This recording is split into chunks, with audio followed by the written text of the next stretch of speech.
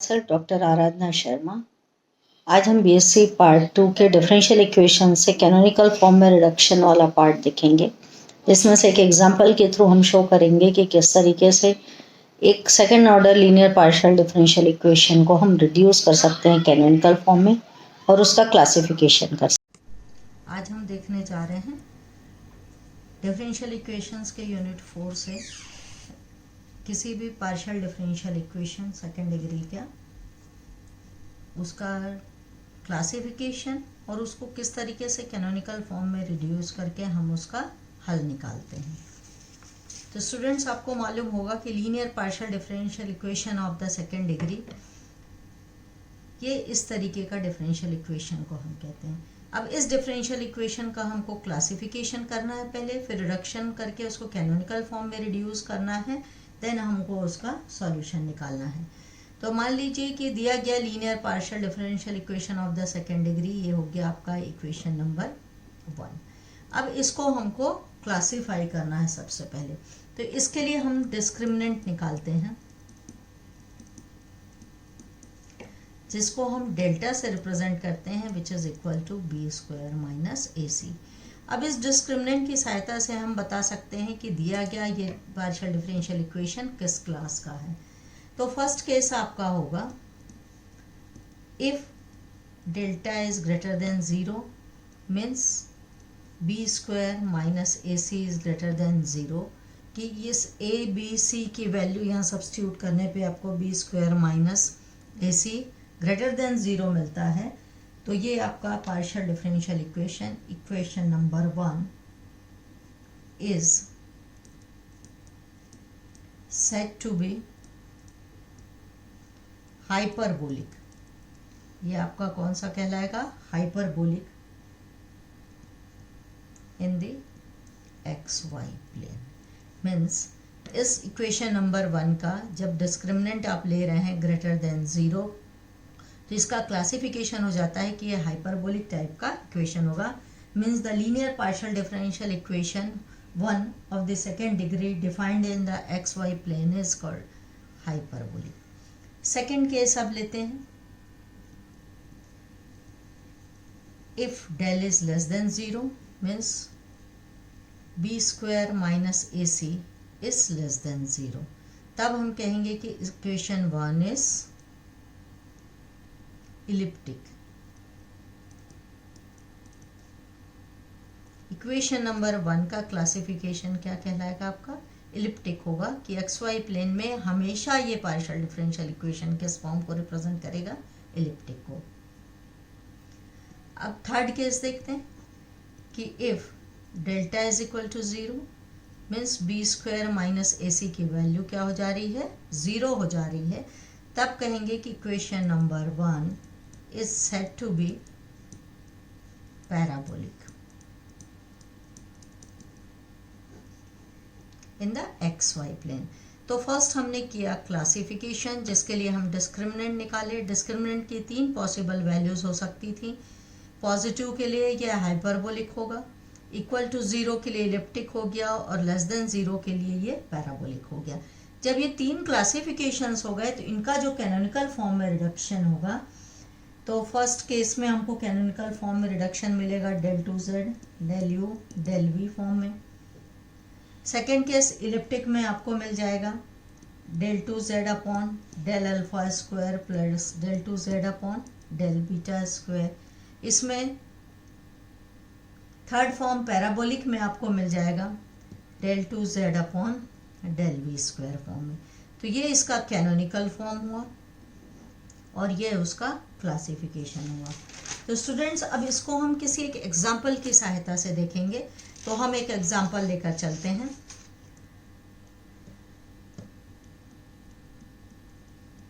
Classify and solve the equation r minus t is equal to 0। तो हमने जो देखा है पिछला इक्वेशन नंबर 1 क्या था? A r plus 2bs plus c t plus function of x y z p q is equal to 0। इसको हमने दिया था इक्वेशन नंबर 1। अब इसका हमको सॉल्यूशन निकालना है, इसको हम दे देते हैं इक्वेशन नंबर 2। तो 1 और 2 से हम कंपेयर करेंगे तो a की वैल्यू हमको कितनी मिल गई 1, b is equal to 0, c is equal to -1 हो गया। तो डिस्क्रिमिनेंट b स्क्वायर माइनस ए सी की वैल्यू क्या हो गई 1, which is equal to positive means greater than 0, means given equation 2 is hyperbolic everywhere in xy plane। ठीक, तो यहां हमने क्या किया, उसका क्लासिफिकेशन किया। अब हम इसको कैनोनिकल फॉर्म में रिड्यूस करेंगे, तो उसके लिए हम लेंगे लैम्डा क्वाड्रेटिक इक्वेशन।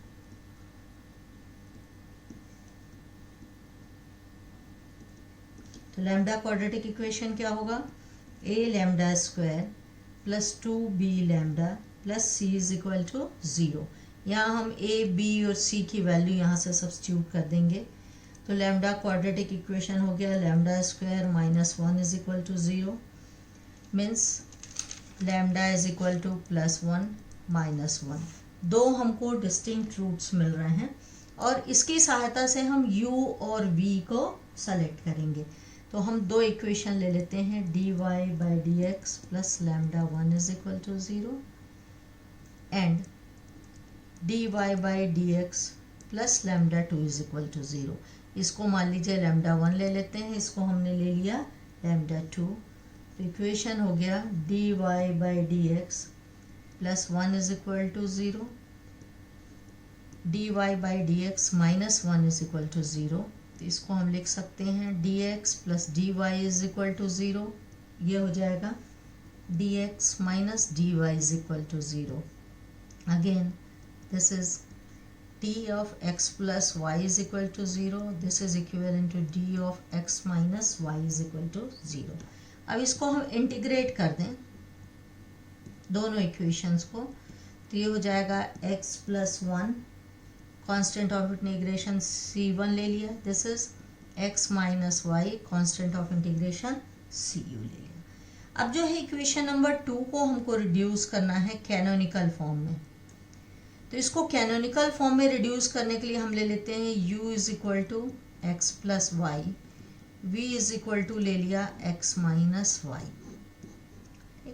ये जो x plus y is equal to c1 और x minus y is equal to c2 मिला, यहीं से हमको हमारी चॉइस मिल गई u is equal to x plus y और v is equal to x minus Y.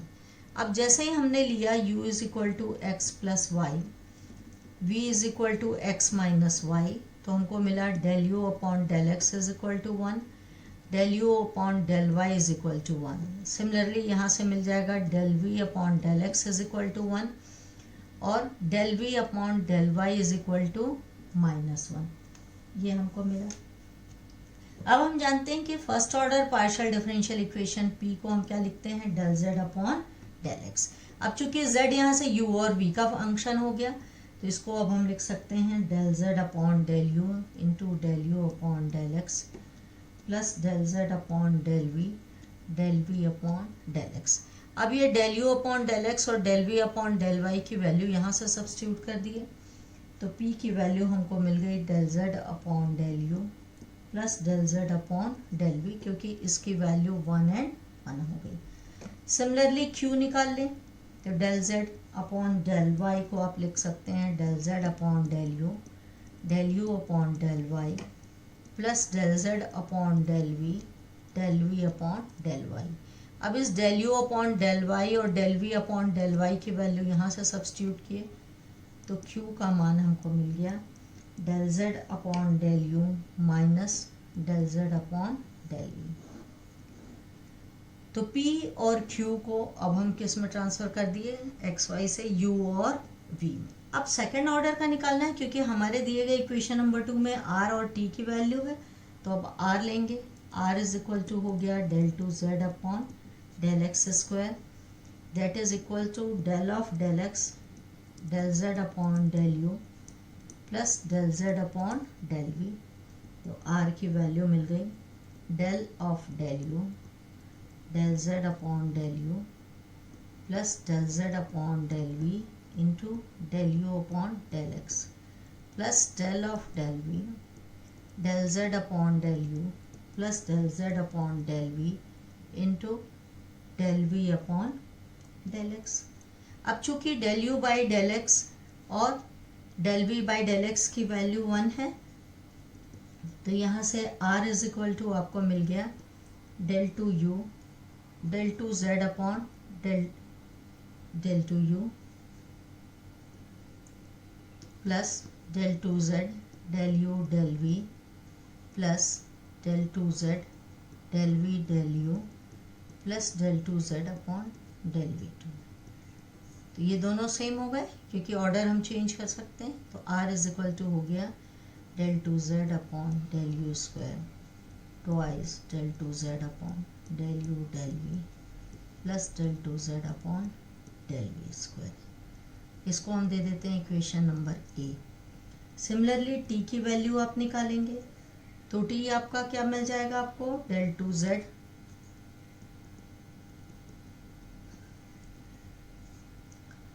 del two z upon del y square is equal to मिल गया del two z upon del u two minus del two z del u del v plus del two z upon del v square. इसको हमने दे दिया equation number B. अब r और t की value put the value of r and t in 2 equation number 2 में substitute करने पे हमको मिलेगा फिर 4 del two z del u del v is equal to 0 means del two z upon del u del v is equal to 0। ये दिए गए equation number 2 का आपका हो गया कैनोनिकल फॉर्म में रिडक्शन। क्लासिफिकेशन इसका हुआ। क्लासिफिकेशन में ये हमको हर जगह कैसा मिला हाइपरबोलिक मिला और कैनोनिकल फॉर्म इसका हो गया del two z upon del u del v is equal to 0। अब इसको सॉल्व करके हम इसका सॉल्यूशन निकालेंगे। तो हम इंटीग्रेट करेंगे del two z upon del u del v is equal to 0 को। सपोज इसको हम v के रेस्पेक्ट में इंटीग्रेट करते हैं। Integrating with respect to v। जब v के रेस्पेक्ट में आप इंटीग्रेट कर रहे हैं तो u एज कांस्टेंट ट्रीट होगा। तो u को हम क्या लेकर चलेंगे यहाँ पर कांस्टेंट ऑफ इंटीग्रेशन। तो आफ्टर इंटीग्रेशन आपको क्या मिला del z upon del u is equal to function of u where function of u is treating as a constant of integration. Now integrating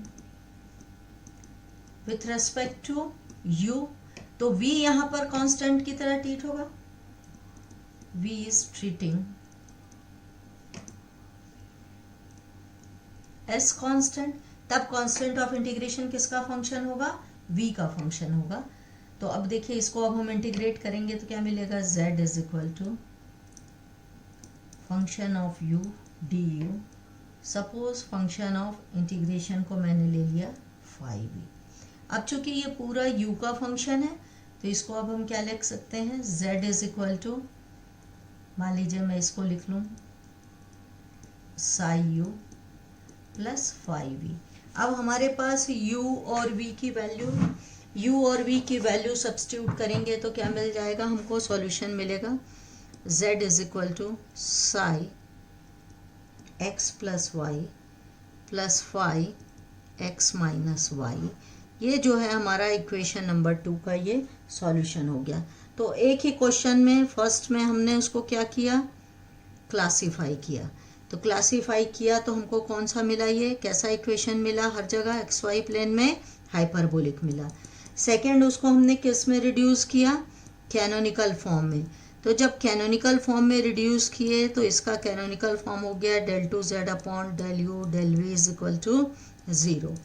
third हमने क्या निकाला इसका सॉल्यूशन निकाला। तो सॉल्यूशन क्या मिला z is equal to psi x plus y plus 5x minus y. तो इस तरीके से स्टूडेंट्स हमने एक ही क्वेश्चन में 3 तरीके का उसका सॉल्यूशन निकाला। That's all for the today. Thank